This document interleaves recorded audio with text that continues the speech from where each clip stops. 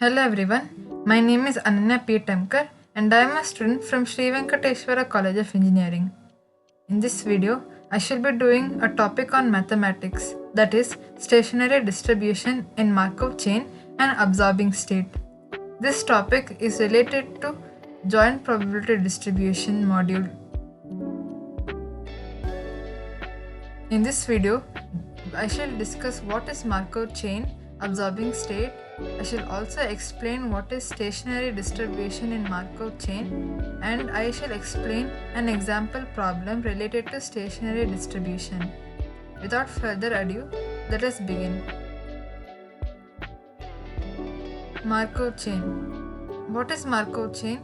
It is a system where the next state depends only on the current state and not past states. States can be absorbing or non-absorbing. Let us discuss what is an absorbing state. An absorbing state in a Markov chain is a state that, once entered, cannot be left. This means that if the chain reaches an absorbing state, it will stay there forever. Absorbing states lead to eventual termination in certain states, after which the chain does not change states anymore.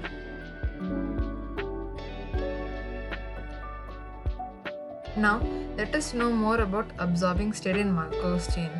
To understand the absorbing state, we need to know about probability vector and stochastic matrix. Probability vector.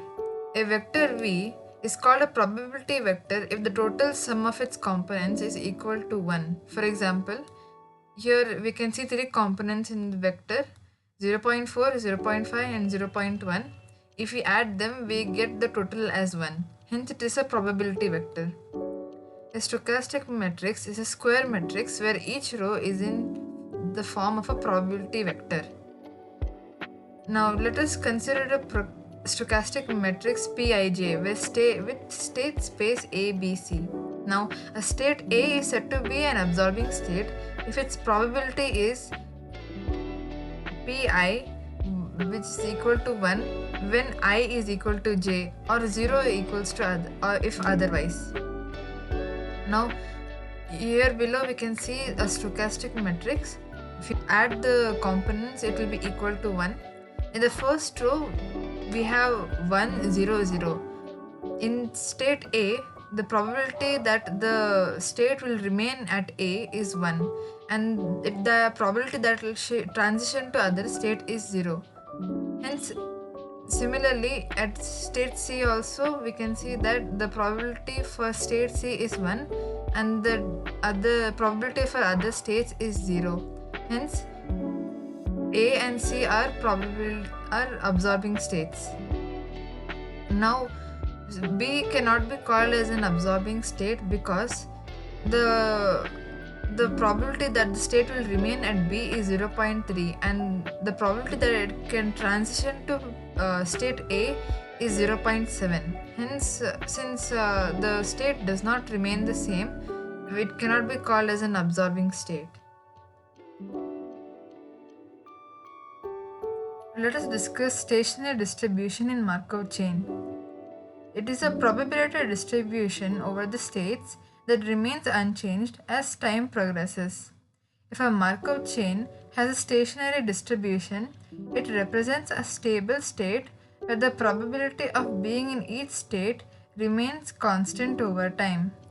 Stationary distributions describe the long-term stable probabilities across states in an irreducible Markov chain.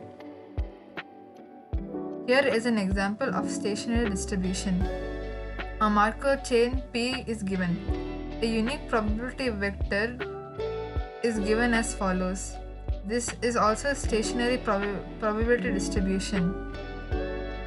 As you can see, it does not change when it is multiplied with the Markov chain. Now, let us discuss an example problem related to stationary distribution. Problem 1. A student's study habits are as follows. If he studies one night, he is 70% sure not to study the next night. On the other hand, if he does not study one night, he is 60% sure not to study the next night. In the long run, how often does he study? Now for the solution of this problem, we first define the state space for the system, that is A, when the student will study, and B, when the student will not study.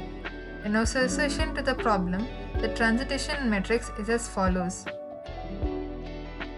When the student studies one night, the probability that he will not study the next night is 70%, that is 0.7 probability. That means the probability that he will study the next night is 0.3. However, if he does not study one night, the probability that he will not study the next night is 0.6, and the probability that he will study the next night is 0.4. Hence, we get the following matrix P. In order to find the stationary probability of the student studying in the long run, we must find the unique fixed probability vector, that is v equals to x comma y. V into P equals to V. We get the following equation. After solving for x and y in the equation, the unique fixed probability vector is 4 by 11, 7 by 11. Thus, the probability of the student studying in the long run is 4 by 11. I hope you found this video informative and educational. Don't forget to like the video and subscribe to my channel. Thank you for watching and have a nice day.